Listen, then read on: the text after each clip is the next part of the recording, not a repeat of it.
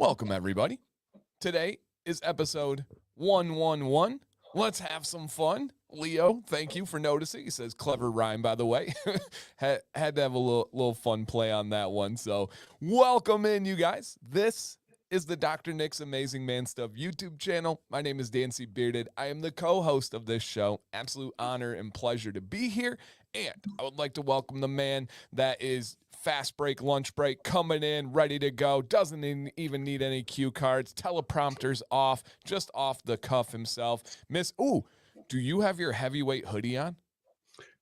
This is not my heavyweight hoodie, Okay. but this is the exact same hoodie that we are printing our next hoodie on. Okay. It's like Pause this kind on of that. like, yeah, it's pretty nice. Yes, pause on that. I'm going to come back to that one. But the man that's going to give us some info about a hoodie here, this is Mr. Dr. Nick himself. Nick, how are you doing today, sir? Don't ask questions you don't want the answers to, Dan. That's gonna be the word of the day. What's another motto I could use here if I'm being motto-y? Right. If you can't say anything nice, don't say anything at all. Mama always says. There's another one. Mm-hmm. Yep. Shout out to Julie, by the way. She had like the most nice compliment from the mom like filter of all time on a picture that I saw today of me. And she commented and said, I really enjoy your smiling pictures. So it's like super nice compliment, but it's also mom saying smile more. That's exactly what it is. I like it. She's like, yeah, exactly. That's the mom way of saying like, you look good when you smile in photos. You should do it more. Right. Exactly. I like how my mom is now momming you too, though. That's good. You need it. We've known that. Yeah, we all need it. We all need it. She's taken you under her wing now, just like she has to so many other people out there that call my mom. I think I have the honor of having like the most mom.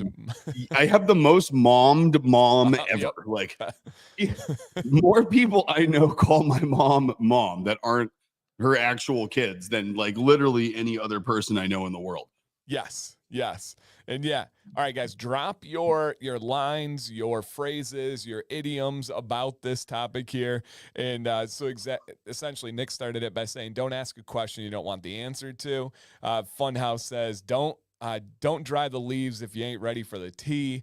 My dad always said, this was in terms of me getting in a lot of fights when I was younger, winning some, losing some. And he always said, do not write a check that your butt can't cash. Oh, hell yeah, man. That was my dad's famous saying too. Like, like, why are you so nervous going to school tomorrow? Like, no big deal. It's like, you wrote a check your butt can't cash, didn't it? Yep. I had one. Woke up in the hospital bed. My nose was touching the side of my face. He's like, what happened? I'm like, I don't even remember. He was like, wrote a check that your butt couldn't cash. I said, apparently. I guess so. It bounced, or I did. I don't really remember. Right. Yeah, I definitely bounced. So that was, never complain, never explain. All right. Mom, I don't know if you heard the whole discussion. We had a mini tangent about you earlier. So thank you for all the momming you do for so many young humans in this world. It's all appreciated. Very important. God's work. Yeah, absolutely. And all heroes wear capes. She sometimes does, but yeah, sometimes they don't, but sometimes they do, and it's still a hero. Sometimes they do. That's but there's another one right there. Right. Sometimes they don't, sometimes they do. Okay, real quick, while that phrase is on mind, I had it in the shower, and now when I needed it, whoa. Oh yeah. No, but now when I need it, it's completely gone. I have one word. Complete the other word for me. Cracker. Jack. Oh, I don't know. Nasty. Thank you. Okay. All right. I had it. I had it in the shower. Why am I thinking about cracker nasty in the shower? I don't know. But it did happen. It's natural. Once he gets in there, he stays there. But once I got down here, it was like I knew it was cracker, and then I cut cracker nasty. That's cracker nasty. Yep. Classic. But my dad always says, "Don't do anything I want to do. That leaves you wide open." Yeah. Yeah, my dad would say that too, but then it was a very open canvas to go through with. My dad, great human, he was famously arrested in high school for taking a bowling ball over another human's head and not only cracking the bowling ball but also the other human's head. They lived, they're okay, there was no anything, but yeah, he got arrested for that. And Well, that'll do it. well, the dude messed with his sister, so which was my aunt, and so we were all cool with it. We were fine. You know, This happened in Florida. nope, this was in Grand Rapids, Michigan. Damn. Yep, Grand Rapids, Michigan. And so Well, yeah. it's the Florida of the Midwest, right? Right. Pretty much, especially Grand Rapids. Okay. But question, we were discussing this, and then I think it would be good for other people to hear because someone had reached out to you and asked about your heavyweight hoodie, and they referenced an episode that we had, and they said, hey, thanks for like showing off the hoodie. Their question was, with it being a heavyweight hoodie, does it lift on you? Essentially, they do a lot of, I believe it was like cross-country skiing or cross-country running, something like that. It does not. They normally wear a large hoodie, but they normally wear just a large hoodie, but they usually go extra large for those kind of trips. But they were wondering, because of the fit, because of the heavy weight of it, is it better at not lifting up when you kind of lift your arms and just move in like a normal, natural way? No. So what I equate that to is like a Carhartt jacket. So like a Carhartt jacket, you know, you lift your arms up, your shoulders are going to be next to your ears, right? And it just is what it is with those things until you break them in for the course of like 2 years. Yep. You know, wear them in the rain. But like, no, these are not like that. They're heavy, but they're not like a stiff heavy. You know what I mean? Right. So like if someone's wondering that out there, it's not like your typical like really heavyweight hoodie where they have, you know, almost like a stiffness to them. These are still very soft, very, very pliable. And like when you lift your arms, you get a crease in your arm. You don't get the shoulder popping up with your arm. It's not going to lift on your waist either. Exactly. Yeah. Yep. It's more like a weighted blanket or a weighted cape that they use for the barber chair, and it's just for sure comforting. Yep. That's a good analogy. No crease, no lifting with the whole thing, but it just creases and moves with you. Exactly right. Yeah. Okay. And hey, real quick, our guy Arden, who I got to meet 2 weekends ago, today is his birthday. Happy birthday, dude. Heck yeah. Born in Tecumseh, Michigan. So awesome. I know Tecumseh, Michigan. Does anybody in here know who Tecumseh was? No. Anybody in the chat? He was a Native American warrior, and he had some important roles. He had actually a really crazy dream the night before a battle that his brother was going to be murdered in battle, and he tried to stop this war from happening, and ends up his brother did get murdered in battle. It was a whole thing. But Tecumseh is the last of the Mohicans, kind of based off of Tecumseh and that kind of era. Arden, I have seen many a photo of you, and to believe that you are 70 years old is very, very difficult. You look very, very young for your age, sir. That's for sure. I think you're aging well, like a fine wine. Yep, no doubt. Let me see here. I might, maybe not. Oh, hey, and he's wearing his birthday present from last year. Awesome. Oh, that's cool. Heck all right, yeah. Oh, that was too much. Let me go here and show you guys. Give you a little behind the scenes peek. Mr. Birthday Boy himself. Happy birthday, Arden. That's the guy I got to hang out with. And yeah, born in 54 is wild. Yeah, dude, you do not look 70 years old. Right. And Leo, yes, he was a chief. Yep. And he said, I'm wearing the hat you sent me and signed for my birthday last year. Awesome, man. That's really cool. Really, really cool. All right. Yeah. And while we're on it here, G Squared's asking about November and nationals. I think on this side of the water, the Great Lakes, I don't think it's going to be possible this year, unfortunately, but we haven't gone into too many details. Nick, have you looked into it more or thought about it more? So I have, and it's still very possible. I had a couple of things that kind of fell off the schedule that were on the schedule here for later this month, but to be continued. There's one thing that basically is happening this week, and then a few other things coming up. that we're going to know a lot more about between now and tomorrow evening. So we'll, I think this will be the week we figure it out, though. I think yay or nay. Stay tuned for next Tuesday, a possible announcement either way. So stay tuned there. I'd say so. And Robert, exactly. I taught that in 7th grade about Tecumseh. So, yep, that's exactly who he is. And he's right. Tecumseh, Michigan's like southern Michigan, getting close to Ohio. All right. G Squared says, what's up, Dan? Still inspired by that beard trim. Thank you. I'm debating on what to do for tomorrow. What's Nick's advice? Wearing a suit. So he's officiating a wedding. And he wanted to know advice. Do I trim it? Do I put it up in a bun? Do I do a braid? Do I do a pony? And for me, when I need to be in very formal situations, but I still want to keep it bearded and I still want to show and not have to worry about the styling, I put it in a little pony at the bottom. That's my advice. That's what I think looks really good in that, especially an outdoor situation if you got to be walking around. But he wanted to know what your advice would be for officiating a wedding when you have a large beard. Yeah. So I would say it's whatever. It's very, very situational to me and not so much based on the event, but based on you. I would say whatever look. I mean, a bun's not going to look great on everybody. A braid's not going to look great on everybody dressed up. Neither is a pony, right? It very much depends on the person. Like Dan, his beard ties up real nice in that small pony.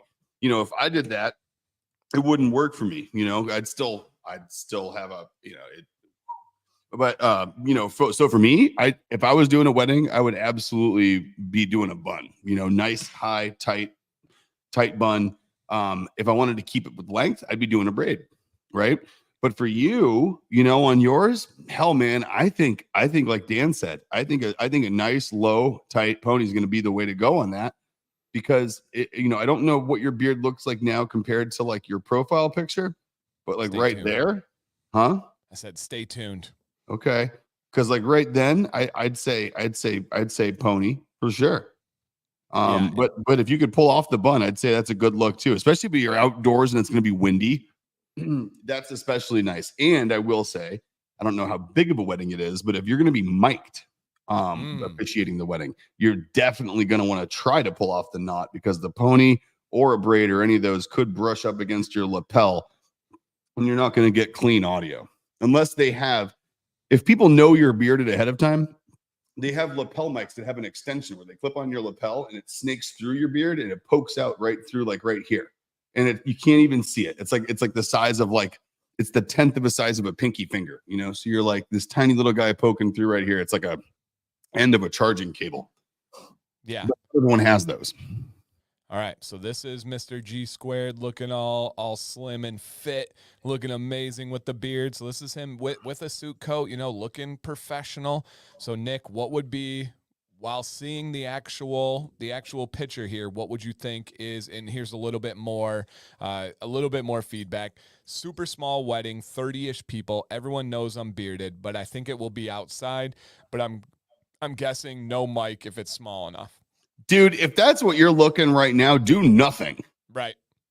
Nothing at all. Like literally nothing. Like that look right there if you're wearing something similar, where if you're going dark shirt, sport coat, not too structured on like a tuxedo or a suit. I mean, there is literally no stronger look than I could even suggest than looking like you look right there, dude. Yeah. I mean, you look like you're off the front of a whiskey connoisseur magazine right there. Like I don't know what could be left to be desired for someone officiating a wedding when you're looking like that. I really don't.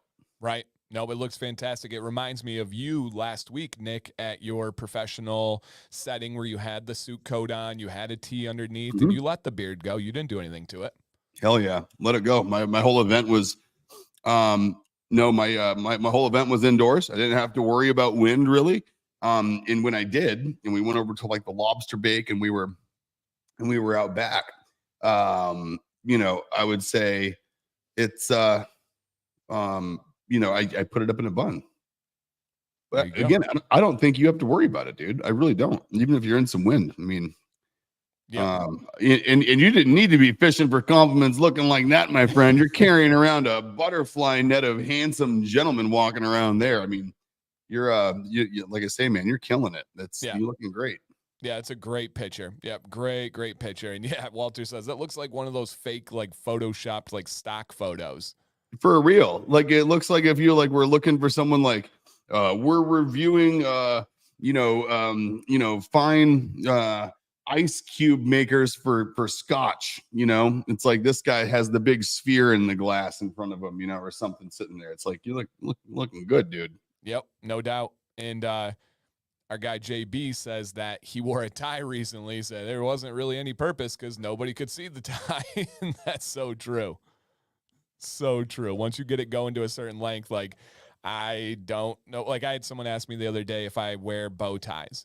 And I was like, that's like one of the most preposterous questions I've ever heard. Why in the world would I wear a bow tie?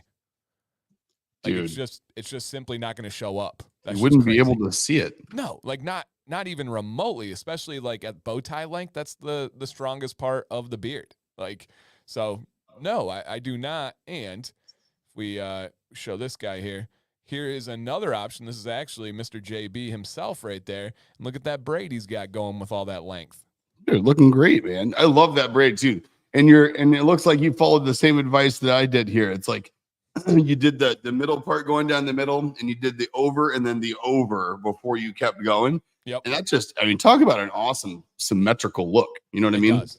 Yep, and it leaves it nice and thick too. Like you Does. see some guys that learn. And me, I'm not good at braid. I just said it in a recent video. I have not perfected it yet. But you see guys that will do it too tight, and it really thins out the beard and kind of slims out the jaw. This still allows you to have that full beard base and then go down through the braiding. Yeah, and it's hard to make yourself not go too tight with it too when you're doing it. It takes practice to make yourself not do it too small. For sure. And I'm still practicing. And like people, JB included, are like, man, we need a braid video. I'm like, I don't feel comfortable like giving advice on this until I like really have it down. And I just don't quite have it down like that yet. Yeah, no, it took me a while, man. And it was like, I forget what it was. It was one time when I was sitting there, I was doing something in a hurry. And I like, just kind of like, oh, you know what it was? I started braiding my beard and I had to run up and jump on a call or something happened. And I didn't want to lose the parts that I had put in it because I had spent some time like getting the parts just right because I was trying to make it nice. And so I was like, ooh, I'm just going to temporarily like, okay, I'll just do this real quick. And all of a sudden I come back in the room and I was like, oh, well, that's a good look. Yeah. And I was like, how did I do that? And I realized I had just been overdoing it. Yep. No, there's absolutely an art to it. And I can braid Violet's hair. I'm good at that, like on somebody else, but the reverse, especially in a mirror, it messes with me. It messes with the movements and like the opposite. So I'm getting there. I'm learning, but lost some length. So the braid isn't as effective, but still I'm at just over 12 inches now. It's still able to be braided. Hell yeah. No, you can still braid. Anything over 12 is a perfectly doable braid. For sure. Yep. You got plenty to work with there. Yeah, no doubt about that. But guys, thank you so much. Today, our goal was just to have some fun, just to enjoy 111 weeks in a row. Where is the like button? Well, thank you, Julie, aka Mom. So the like button, you guys, is below the video here, or if you're on your phone, you probably don't see it because you have the chat box up. And this is a great question, especially if anybody's like, I always hear this, but I don't know what you're talking about. You'll see in the chat box, there'll be an X in the right-hand corner. Click that X, and then it will show you the thumbs up or thumbs down. Leave your feedback, whatever way you feel. And then all you have to do is hit live chat to come back in and talk again. And so very simple. If you don't see it on your phone, exit out of the live chat, hit the thumbs up, not the stream. You're still in the stream. You still see us, still hear us. Hit the thumbs up and then come back from there. And Jill, hello, Jill. And well, she has a very valid reason for being tardy.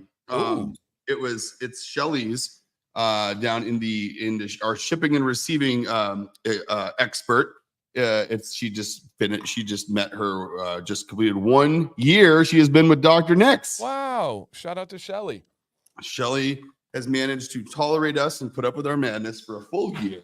Man. And so because of that, Jill took us out to lunch and they were just wrapping that up to get back over here to the shop so she can get back to work. That's awesome. That's super fast that was a year. Oh my I gosh. cannot believe that's been a year. That's real? That's real. That means she started right after my 40th birthday. Wow. And it's like 40 doesn't even seem like it existed, man. Like 40 hit hard in my universe for me for some reason. So it's like I literally like I just 40 is kind of a blur. So like Yeah. everything included with it, with Shelly being here for a year is part of that kind of blur. And it's like, wow. Yeah, that's pretty crazy. That is. And G squared says 111, the number of Nick. Uh-huh. What am I missing there? The number of Nick, 111, the number of the Nick. The number of the Nick. Oh, so you got like 666, the number of the beast. Now you got 111, the number of the Nick. Yeah. I think that's got to be what he's going for. If I know G squared, that's an Iron Maiden reference, and I picked it up. Okay. I did not. So thank you. 666. Don't make me sing it in his voice because I'll do it. Like right now, no, I won't. I won't put anyone through that. I won't. I said 666, the number of the beast. Okay. I don't know those ones. I have such a hole in my music repertoire from not growing up with parents that listen to anything other than top 40.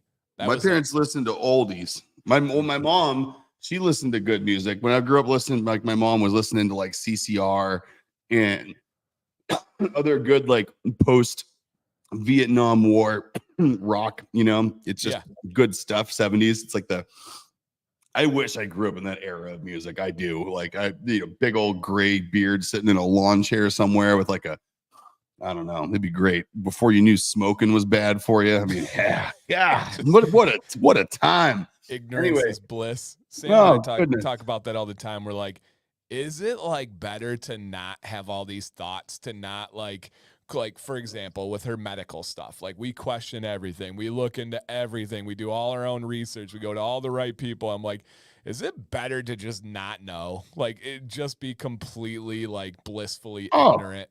You know what? Because back then, look, you did what you wanted for as long as you could do it, and then eventually one day you just died for some reason. Like it's just like who knows what happened to him? He had ghosts in his blood, doctor said. And I'm like, hey, fine. If you want to make my final diagnosis on this earth ghosts in the blood, but meanwhile I have zero guilt, remorse, or worry as I'm going through life, I'll take it. Yeah. Put me in a time machine, man. Take away my cell phone. Put me in a time machine. Give me a camper and tell me where the next, next Woodstock-ish concert's going to be. I'd be there. Darian says that's the era where smoking was getting some fresh air. Hell yeah. Stepping outside. And Shelly, happy 1 year anniversary. We just talked about you and how awesome you are and how fast the 1 year went. You're an amazing addition to this team here. Love what you're doing. Keep up the positive vibes. And now here's like the real question. Like this all passed by like really fast for us because 40 went by in a blur for me.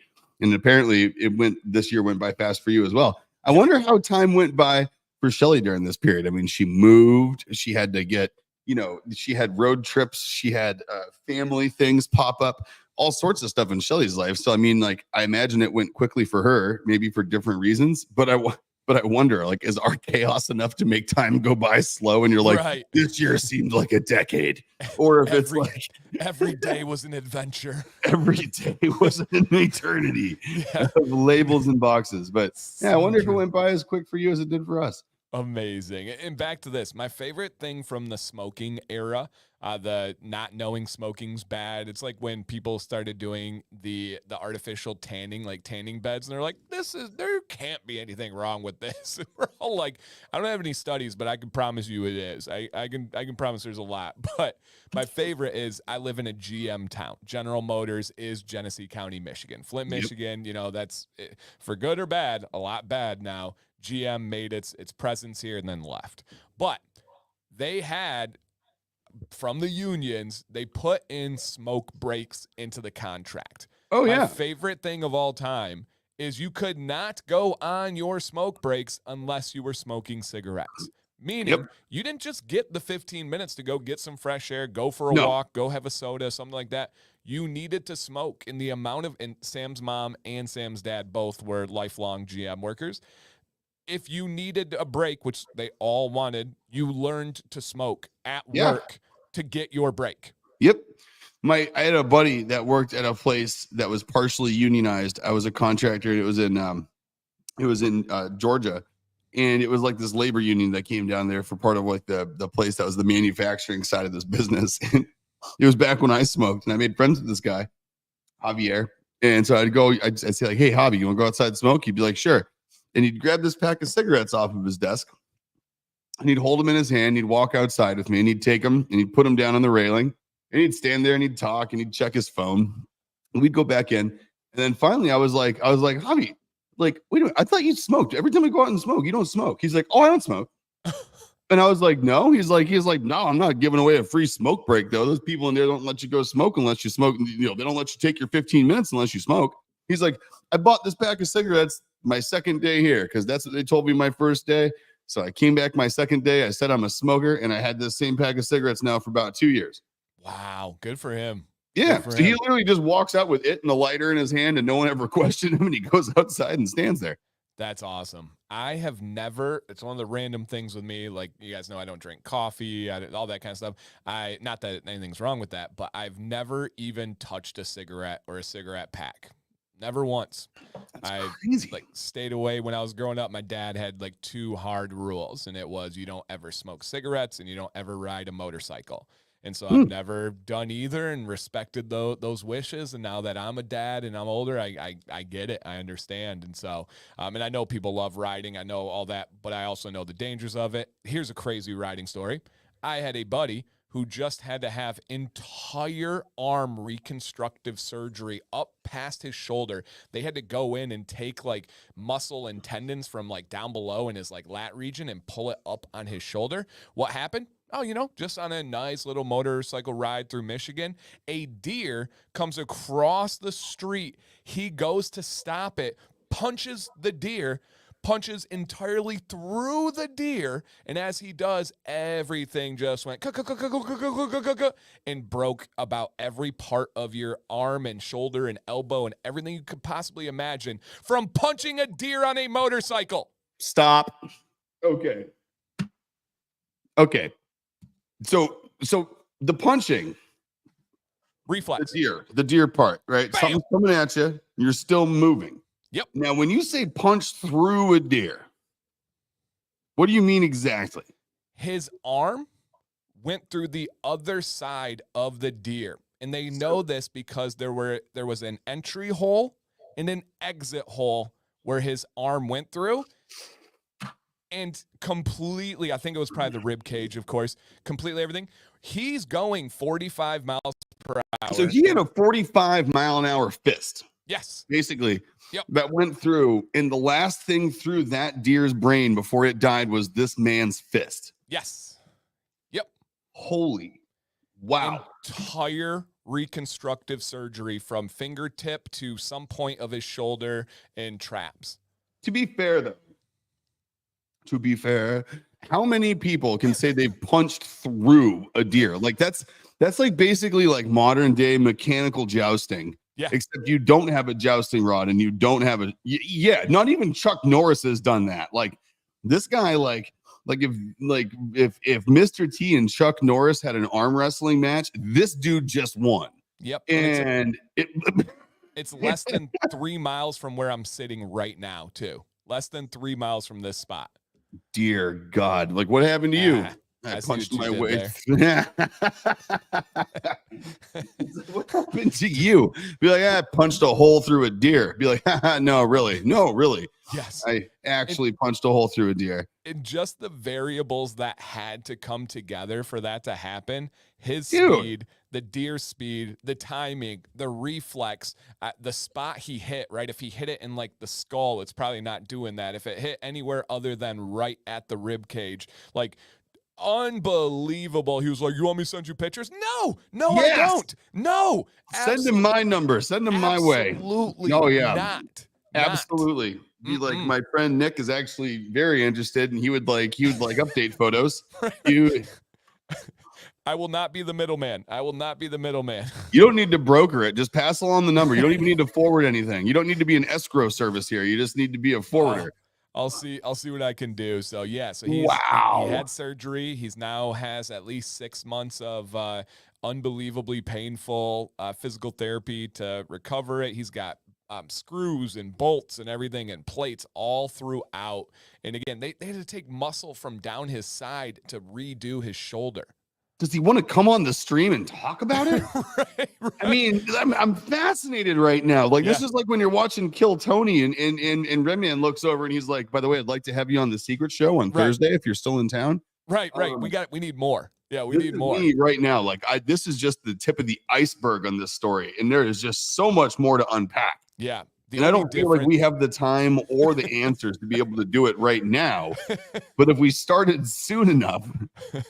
Yeah, I'll see what I can do. Oh, yeah. Tell him we'll be gentle. And he doesn't need to point at anything or anything else with the arm that doesn't work, But we might ask for, a demonstration of the architecture of the punch. Yep. I really want to know the anatomy of this whole situation. Yeah. After he's found out the anatomy firsthand of the inside of a deer, I want to know the anatomy of this whole incident and pick it apart like he did to the inside of that deer when he pulled his hand back out of it.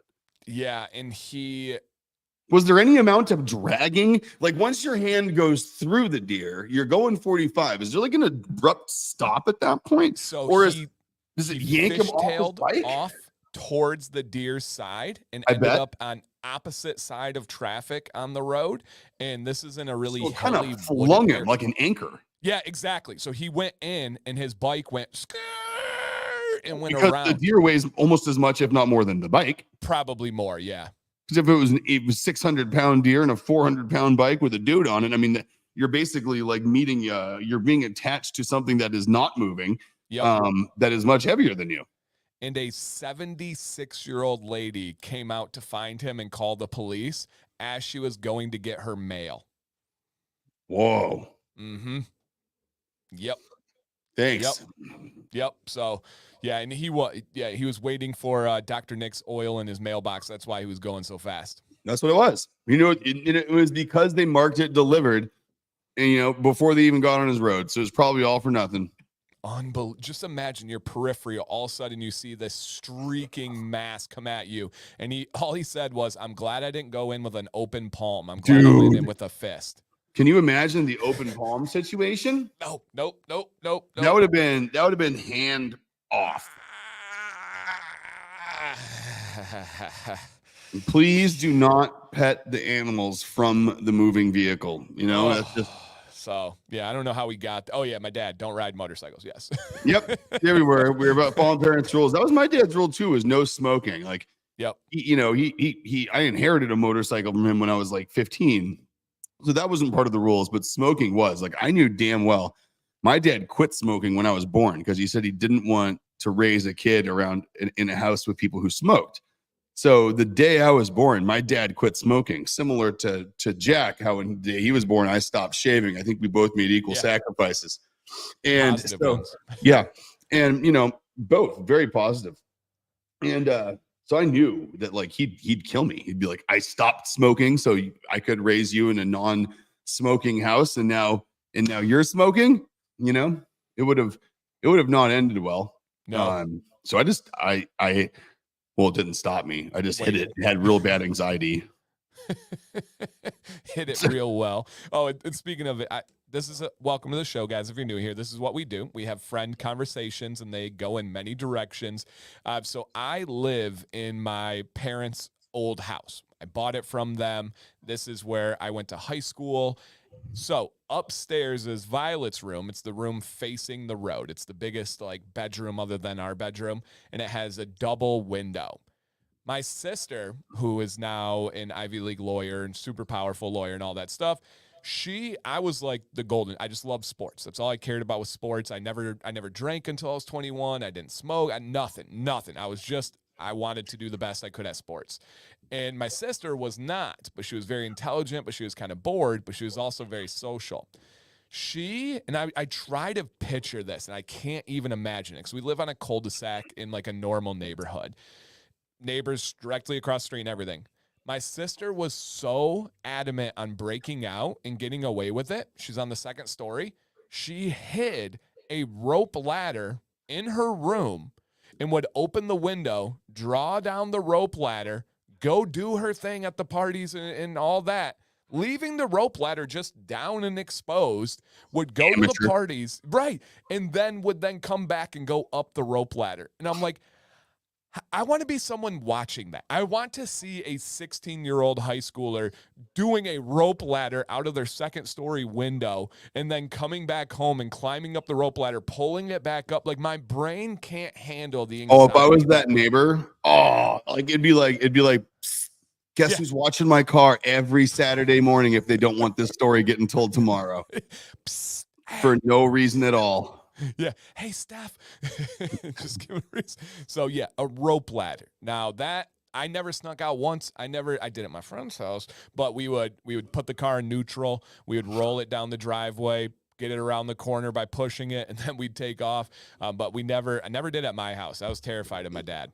Oh, dude, same. Like literally, no way. Like I never snuck out when I wasn't supposed to. Like, 'cause I knew. I mean, I did. And then he'd catch me, and I wouldn't, and I didn't do it again. I just. I was just telling somebody this story. My dad was such a crazy man when I was a kid. I remember one time, me and my friend Gabe and I, who was on the stream before, talking about stuff in Hawaii. Gabe lived with, as I told you guys, Gabe lived with us for a bunch of years. And one time on Kauai, Gabe and I snuck out and my dad caught us. And it was like 5 a.m. We were walking around the back lot of like this field in the neighborhood. And all of a sudden we see my dad's Cadillac pull around the corner of the street. And we're like, he's not up for work yet. He's looking for us. And he found us and he got us and he got us back to the house. And I remember he went back inside and got ready for work. And he told Gabe and I, he's like, you guys stay in that bedroom until I get home from work. Don't come out for any reason. You're in there all day. Whoa. And we were like 13, 12. I was 12. Gabe was 13 or something like that. We were like 12, 13. Anyway. So, and so I'm like, well, what if we have to go to the bathroom? And he's like, pee through the window. And I remember Gabe, being the smart ass that he was, like, well, what if we have to do a number 2? He's like, push it through the screen. Wow. And we were like, oh, this guy doesn't mess around. All right. Yeah, no, we're not gonna do that. Yeah. My dad was not to be messed with. Like, it was like all the things that I grew up, people were like, man, you probably needed more rules when you were a teenager. And I'm like, no, I had a very basic set of them and just, still chose even to push those. I hear that. So yeah, that was my sister breaking out and never did that. Rope ladder. I mean, if you think about it, how would she move the rope ladder once she used it? Like, you would need some kind of a system of like disattaching and reattaching it. Or like a pull. Yeah, I don't know. I don't know how, once you're down, how you would get, because if you remove the window's open at that point, right? I mean, the window's still open. Yep. The ladder's hanging down. So I mean, a breeze could come through and like move her door, and your parents are like, well, what's she doing in there? And like open the door, and it's like window open and a rope ladder hanging down. Did she ever get caught? Yeah, she did. Yep. And the way she got caught wasn't with the rope ladder. She had told her friend, Sarah, told my parents that she was at Sarah's house. Sarah said she was at Steph's house. Sarah ended up trying to drunkenly call her ex-boyfriend, but accidentally called her own dad and had a full was supposed to be at our house. And so they called my parents and they were supposed to be at their house, and they all put it together and found it out. So, and then they went and tracked him down and had a couple of drunk teenage girls on their hands to deal with. 100%. And yeah, the dad just listened, got the whole ex-boyfriend story while she was drunkenly crying to him. Oh no. Mm-hmm. That's a great one for the wedding though, someday, right? Like, right. Yeah. That's for sure. That's for sure. All right, Nick, I think it's time for an appearance. Are you ready for this? I'm ready. It is time to summon the random roulette tangent wheel. I'm ready to roll. Now, we got a couple of leftovers, and then we also have a Cracker Nasty added.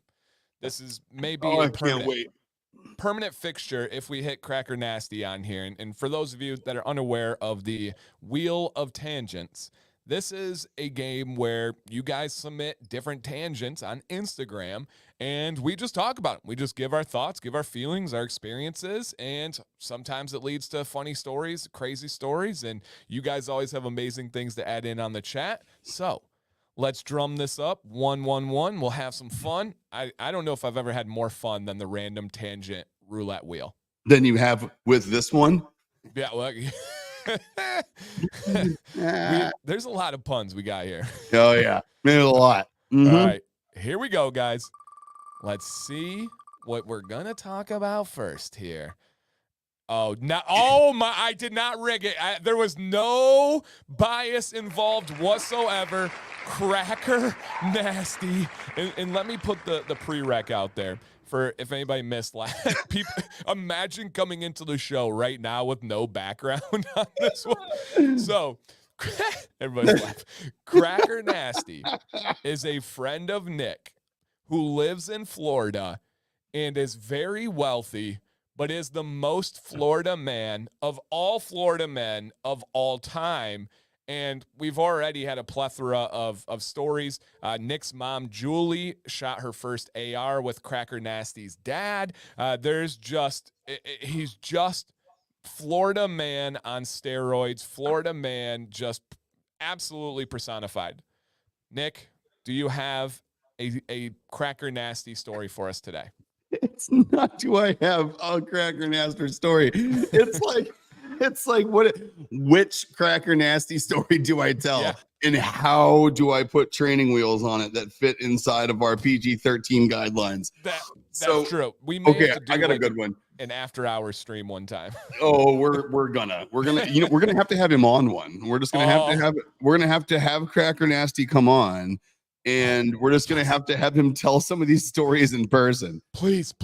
We would break the internet. We would break the internet. We would literally break the internet. Yeah, please. I'll text him after this. Please. We got to do it. And what would be better is he has great connectivity on some of the ships that he's on. So we got to get him where he's like feet kicked up at the helm of like a, 250-foot long tanker or something. Please, Nick. Please. Oh, yeah.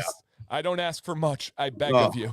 Oh, we'll get this guy. So okay, and we'll spread these out. We can't blow all our steam at once. Right, exactly. Just one. So we told the story last time about me driving down to meet him in the Keys and finding all the guns in his car. Yes. So just to summarize for everybody here, my car broke down passing by my friend's house that lived south of me on my way down south from Tampa to the Keys to go stay at what was allegedly his trailer that ended up being a nice 3-story house on stilts on a canal with a yacht out back. But my car broke down and I was limping along and he told me that I could take his Ford Expedition down to the Keys if I stopped at his house, but I had to search the car for guns because they weren't mine and I, probably shouldn't have them in the vehicle with me.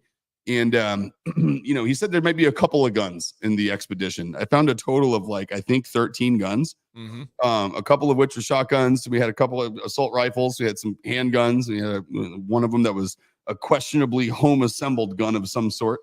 And so anyway, this is Cracker Nasty. And so let's tell the story. One time we were out shooting on one of Carrie's properties, and Carrie's family owns a series of freshwater tropical fish farms. And what that meant, what does that mean, right? Like what freshwater tropical fish farm? So picture like 100-acre plot of land, right? You got some trees, you got some pasture, right? Now out in those big fields, in the middle of this big field, you're going to find a cinder block building, right? And you're going to find the cinder block building, and instead of having drop ceilings in it, it's styrofoam drop ceilings, like a cooler. Oh. And what it does is it changes that styrofoam / cinder block building into a bit of a cooler. So when they're doing when they're letting the fish spawn and they're doing, letting hatchlings become alive into, little tadpoles and little baby fish, they keep them in there as they incubate them. And then they bring them up back to a holding tank. And then they go from the holding tank into the big man-made ponds that are all set up throughout these big properties. So what you get when they're done using one of these places and they're no longer using it as a fish farm is you have an abandoned cinder block building, unmarked, unpainted, with no doors in the middle of a big field that's filled with holes and a roof made out of styrofoam. not a great scene to stumble on. And then so you complement that scene with what we do out there. So one point to add, the spot between the building and the ponds, right? I said they kind of have to, they kind of become mature in holding tanks, right? Well, although very wealthy and a great, well-to-do family, obviously you do things as efficiently as possible, right? You use materials that cost you less if possible. So what are these holding tanks? Well, they're concrete casket liners that were left over from a big veterans cemetery. So big concrete casket liners are for when you are burying people in a state like Florida that has a low water table. They dig a hole and they take a concrete casket liner and they sink it into the hole. So the size of a casket looks very much like a casket, except it's made out of concrete. So we have a big line of these out behind these buildings, right? So I show up one day and I'm looking for Carrie, and I pull up to the building and I park like I usually do. There's a whole bunch of fresh brass all over the ground, shotgun shells everywhere. And there's a pig hanging from his feet inside the concrete structure, we're getting ready to get cut up because apparently Carrie found him the night before, that morning, shot him. And so he was getting ready to carve up a pig, but apparently got a little tired. So I keep looking and I see a big 2 sets of bloody handprints going down the wall on one side. So he started cutting up this pig to bleed it out a bit, got blood on his hands, decided to wipe it on the walls because that's what you do. And I go out back and I see 2 feet sticking out of these concrete casket liners and 2 hands sticking out of a casket liner. So I see a bunch of blood inside, a dead pig, bloody handprints on the wall, and now I see a set of hands and feet sticking out of a concrete casket liner out back. And as I get closer, I hear the sound of running water. And I'm like, what the hell is going on out here today? And I get closer to the casket liner, and Carrie goes, "Oh, May, how you doing?"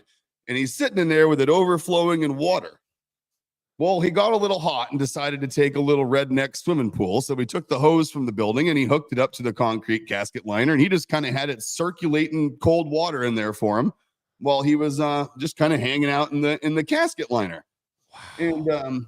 And so from that point that day, that's not the story, by the way. This is how I found Carrie that day. So fast forward, Carrie and I are well on our way of having beers, and Carrie says, "Oh man, do you want to see this new barrel clip that I got for this shotgun?" And he had an AR-15 upper style shotgun with a barrel clip on the bottom that held 50 shotgun shells in the bottom of this barrel. And you could sit there full auto and just go doom, doom, doom, doom, doom, doom, doom, doom, doom. I mean, you could pick apart a building with this gun with one barrel attached to it. And so we went and picked apart a car with it. We took a junk car and we put it out in the field, and we were shooting buckshot at this poor abandoned vehicle that was out there, an old farm truck. And we just turned it to Swiss cheese. And while we were doing this, we hear a whoop, and we're like, "Uh-oh, what the hell was that?" There's a siren. And we look across the field, and there's a sheriff in a truck standing at the gate of the property. And so the driveway to get back to the property to that gate, by the way, is about a half mile long. So you got to turn off a road and then go about a half mile, and then you're back at the place where you're actually able to even sit at this gate. And he's wearing his cowboy hat, full on Hillsborough County Sheriff. And so we go over there.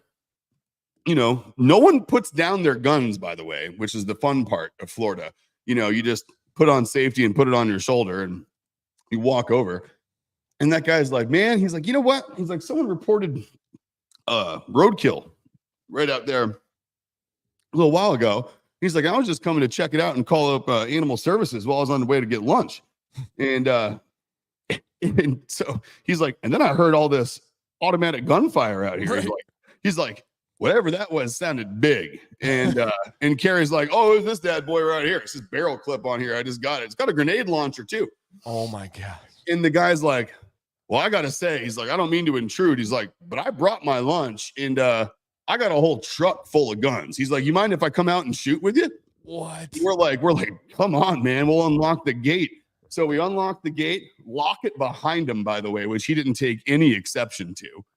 And then he walked through the same building that I walked through to find Carrie earlier that day. The blood. And so I'm walking through, and I'm a transplant to Hillsborough County, right? So I got freaked out when I was walking through that building that day. I'm like, dear God, there's a pig in here. There's bloody handprints everywhere. There's shotgun shells everywhere. There's like 10 pounds of brass on the floor. It looks like a kill shack in here. Where the hell's Carrie? Like I got unnerved. This Hillsborough County sheriff, him and Carrie are walking in front of me, and I'm walking behind him. And we walk in that room, and they slow down. The sheriff looks over at the pig, looks at the bloody handprints, and looks at Carrie sitting there with a cigar in his mouth, shirtless, AR-15 shotgun on his shoulders, looking at the guy. And what does the sheriff do? Nice hog. Gives him a fist bump and keeps on walking outside through the room, like not even a second thought. And that's the sheriff. That was the Hillsborough County sheriff. Wow. And he sat there and shot with us for like a good hour. And all of a sudden his radio goes off, and he's like, hell, I got to go, boys. You mind letting me out of that gate? And so we drove him out and let him go. But it was like, the Cracker Nasty, the nastiest of all crackers. Just, he was a product of his environment. And at those moments, like you could tell, like I was the weird one. Like I was the one that stood out in that social circle, not Carrie. You were the odd man out. Oh, I was definitely the odd man out. Speaking of odd man out, this dog wants to go down and see Jill. Yeah. Florida, going Florida. Wow. Thank you, Cracker Nasty. Florida's gonna Florida. Yeah, and if you have an image of that scene and the sheriff and stuff, that's the perfect thumbnail. Yep. That's it. Shirtless, AR, cigar in mouth. Like you don't get better. No, not at all. Like no. Nope. Yeah, epic. Yeah, I'm the idea of, again, you hear the shooting, not investigating it, not worried, can I join? Gets the door locked behind him, goes into a shack with blood and like bullets and everything all around. And yeah, where do I find a crack? I need a Cracker Nasty. That's for sure. Everyone needs a Cracker Nasty. Like that's he was a big, he was a very important part of my life for a little while there. It was me and Cracker Nasty were we went hip to hip on all sorts of fun adventures. The next time this wheel lands on Cracker Nasty, remind me. We're going to tell the story about how Cracker Nasty and I almost got ran over by an oil tanker in a John boat in Tampa Bay one time. And then Carrie got mad at it and was throwing beer bottles against the side of it instead of moving our boat. Oh, yes, please. All right. Remember that, guys. If you notice, I did not remove Cracker Nasty. He's staying. He's Every spin has the potential of Cracker Nasty. And I started to be like earlier, we can do one Cracker Nasty a show. And I thought, who am I to mess with destiny? Who am I to say what is fate? You aren't.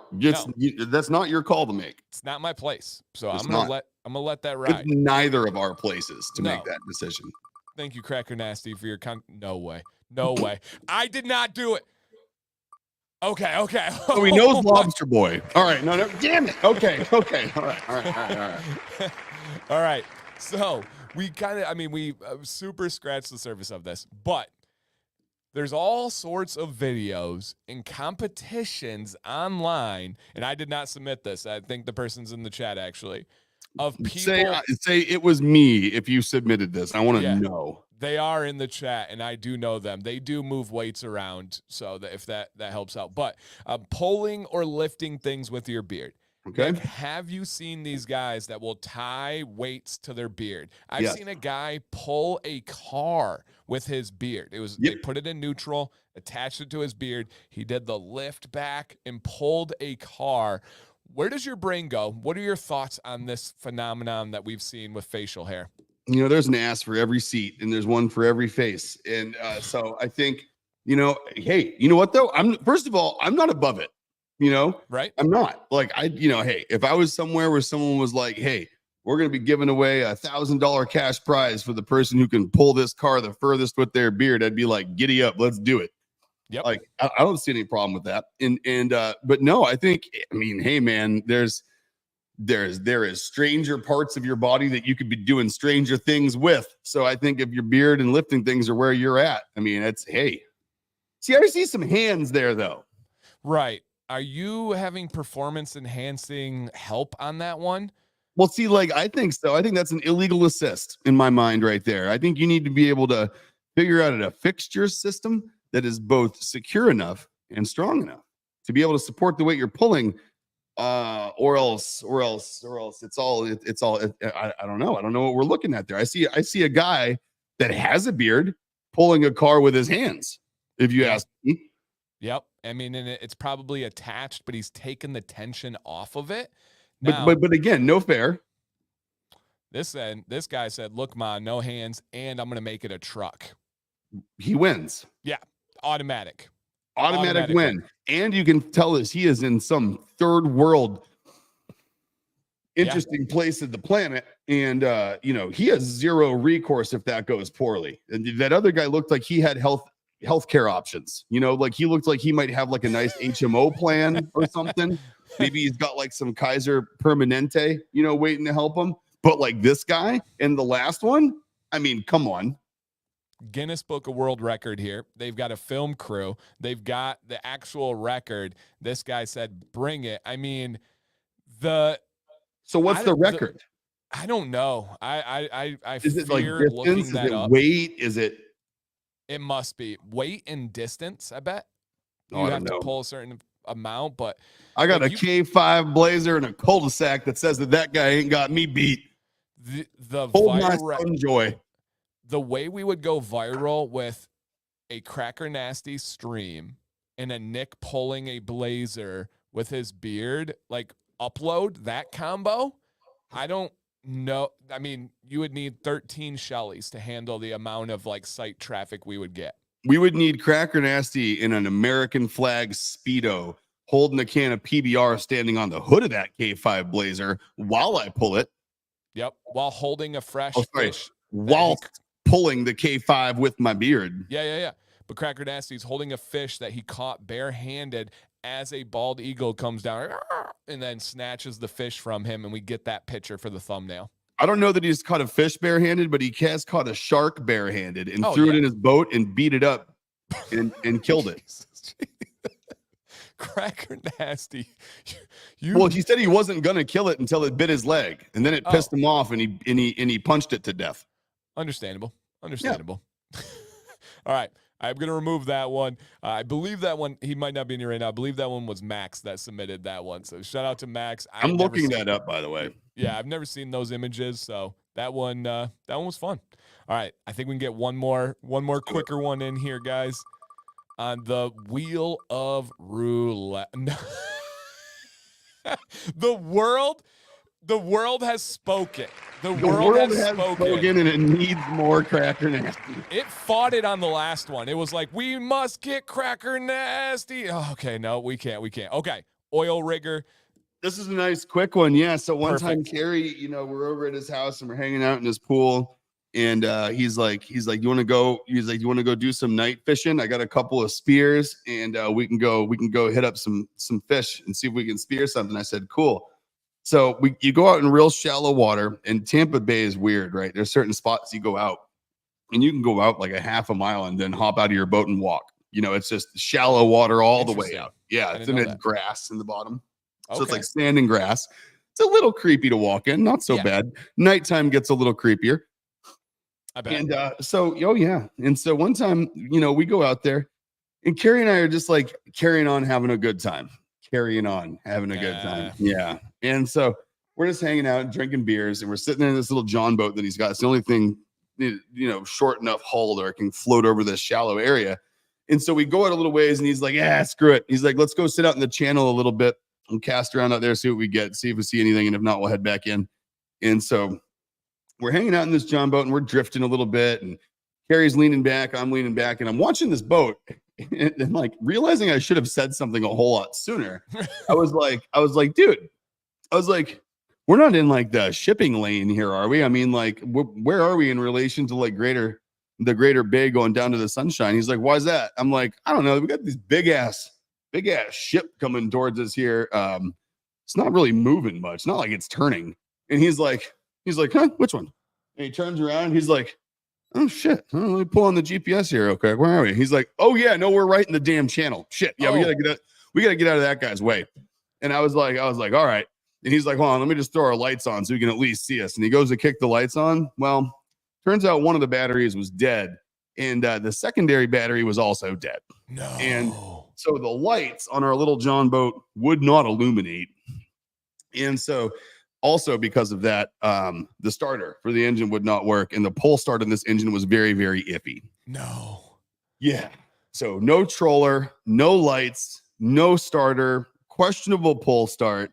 Two guys, 15-foot aluminum John boat versus a gigantic intercontinental shipping container ship.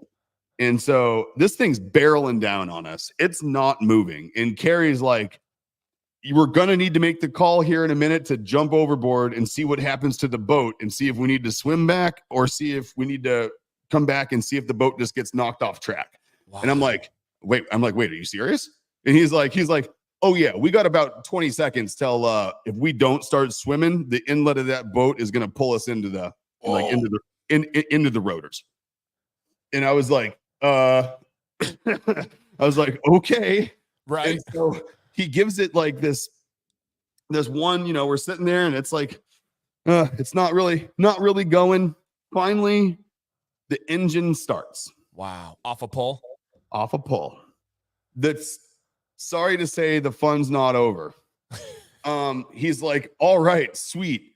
Let's get that anchor. So we get the anchor. We're sitting there. We got the thing started, right? Where the engine's running. He's like, keep revving it. We're good. The damn anchor gets stuck under a rock. And it's tight because we're downstream. So we're trying to pull ourselves toward the anchor so we can unhook the line to the anchor and get it back in the water so we can now use the engine that we got working to leave out of the way. And meanwhile, this thing, we're out of the point of no return. Like if we jumped out and swam, we'd get caught in the current of this boat. So like, there is no jumping. There is no going overboard. There's still, now we have lights, but we're too close to this damn boat for him to see us from the hull. And so finally Carrie's like, dude, come over and grab this rope. He's like, you got a big forehead. You might have certain strengths that exist in extreme circumstances that don't exist normally. Like, come on, let's do this. I'm like, thanks, Carrie. Like Cro-Magnon joke. Real nice time for it. And so I go over and this boat's getting damn close. Like I'm talking maybe this tanker is about 100 feet from us at this point. Feet. Whoa. Feet. Like you can see ports in the side spilling water out of it at this point. Like it's close. And so finally I do the elbow and I do the hand and I do the elbow again. And I just yanked on this anchor. The front of the John boat damn near sinks down to the water as I'm pulling it down. And then Carrie hits the throttle and it rips the anchor out of the rock. We're able to grab the rope for the anchor, drop the anchor off the John boat and haul ass out of this thing. And we didn't have 2 lines in our wake before it got swallowed by this tanker ship. Wow. So we were, I don't know, by the time we moved, I mean, this thing probably missed us by 30 feet. Oh my gosh. So no, as I'm pulling on the anchor, Carrie is just throwing beer bottles at the front of this damn thing because it's close enough at the point where I'm pulling on the anchor where it was hitting it. And he was hoping that someone would hear the tinking off something and thought it was going to be grounding. But, nope. No one noticed anything on that ship. We didn't even get a honk when we got out of its way either. Like he didn't even notice us once he didn't hit us. Yeah, that as someone who's been around large vehicles on the water, that's terrifying because you're helpless in the water. I mean, helpless. Yeah, we would have been done for, man. Like there's, we thought we could get out of the way in time, and then when we thought we finally like hit the point of no return of either swim or start the engine started, and then we were stuck with an anchor. So it was like unhook the anchor or deal with whatever's coming at you, man. And if you don't understand wake and current and the pull force of that water, unbelievable. Oh, and the force of a container ship of that size. I mean, there's no way to fight it. Nope. You're not swimming out of it. But Cracker Nasty probably didn't even raise his blood pressure. He just stayed Florida cool. The only thing we talked about is how he, on the way back, was how he was mad he threw the last beers that weren't open at the boat. And he's calling himself stupid. Like, why did I just throw the empty ones? Like, what did I throw the full ones? That's amazing. That's all he was worried about. All right, the Cracker Nasty bat signal is officially out, and we will make this happen. We need to have We'll a get 'em. Cracker Nasty stream, and from a remote location. Oh man, that's my interview dream. It's gonna be a winner. Awesome. All right, you guys. Well, thank you for spending 1-1-1 day with us. We hope you guys had some fun. We sure as heck did. And yeah, punching deer, rope ladders to Cracker Nasty, and all over the place. I hope you guys enjoy getting to know our thoughts, getting to know this great company, getting to know this beautiful community. I know I sure do. So thank you guys. I'm gonna kick it over to Nick for the final words here. Oh man, just another winner, man. All over the damn place, but just perfect. I love it this way. Like, love the wheel, love the Cracker Nasty stories. Can't wait to get them on. But yeah, we're gonna see you guys back here in person. What are we looking at next week? The 22nd. I think we're doing same time, 1 o'clock on the 22nd. Yep. Love it. All right. Well, we'll see you guys then. Stay amazing until then. Keep the encouraging messages coming. We've got some awesome reviews from everyone this week, which was great. But let's hit it, man. We're getting to Grovember. Let's just round out the second half of October strong. Yep. All right. Go guys. kill it. Have an awesome week.